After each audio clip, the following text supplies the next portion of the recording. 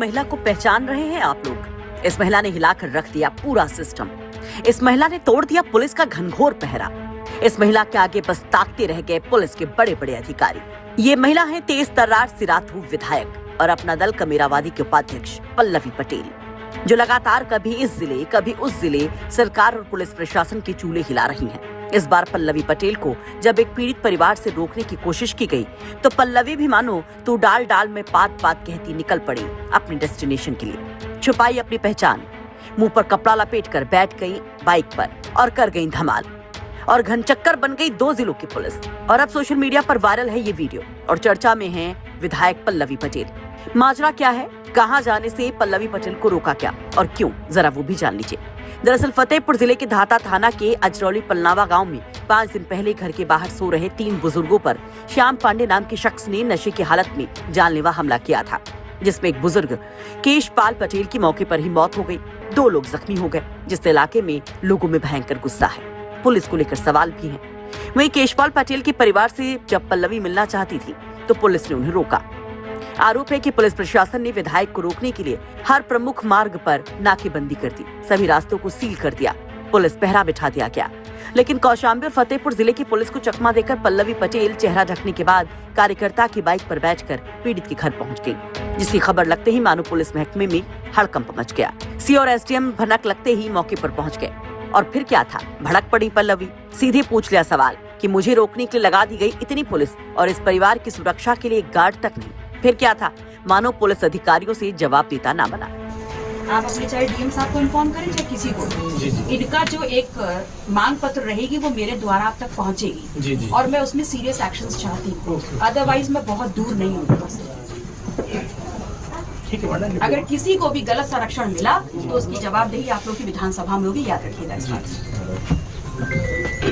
और मैं by name आपको नोट कर रही हूँ, बाय नेम। पल्लवी पटेल ने एसपी फतेहपुर से फोन पर बात की और चेतावनी भी दी कि इंसाफ नहीं हुआ तो होगा यलकार। इस दौरान पल्लवी पुलिस वालों पर आरोपी को संरक्षण देने का आरोप भी लगाती हैं। तो वहीं योगी सरकार को भी घेरती हैं, कहती हैं कि पिछड़े दलित हिंदुओं को मुस्लिमों से खतरा बताया जा रहा है, लेकिन तमाम घटनाओं में दूर दूर तक कोई मुस्लिम शामिल नहीं। जो भी घटनाएं प्रदेश में हो रही हैं वो सत्ता में बैठे लोगों के संरक्षण में अंजाम दी जा रही हैं। देखिए, उत्तर प्रदेश के किसी भी जनपद की बात अगर आप कर लें, चाहे वो लखीमपुर खीरी में राजकुमार मौर्य की बात हो, चाहे प्रतापगढ़ से कोमल सरोज की बात हो, चाहे यहाँ सिराथू में जो पाल समाज की बिटिया है उसके साथ अपराध की बात हो, चाहे फतेहपुर में आज हम जब गए वहाँ पर धाता क्षेत्र के जौली गांव में, चाहे वहाँ पर केशलाल पटेल जी की बात हो, और चाहे आप वाराणसी के हेमंत पटेल की बात लें, ये तमाम जो घटनाक्रम हुए हैं इससे उत्तर प्रदेश का जो आम आदमी है उसकी आत्मा अंदर तक हिल गई है, वो कांप गया है। और वही सरकार कह रही है कि वो 0 टॉलरेंस की सरकार चला रही है। अगर इन तमाम घटनाक्रम को आप देखें और इनके तार जोड़ेंगे तो आपको समझ में आएगा कि असल में जो ये पिछड़े हैं, जो दलित हैं, पिछड़े दलित हिंदू जो हैं और जिनको मुसलमान का डर बताया जा रहा है, जिनसे खतरा मुसलमान को बताया जा रहा है, इन तमाम केसेस में कहीं पर भी दूर दूर तक मुसलमान नहीं है।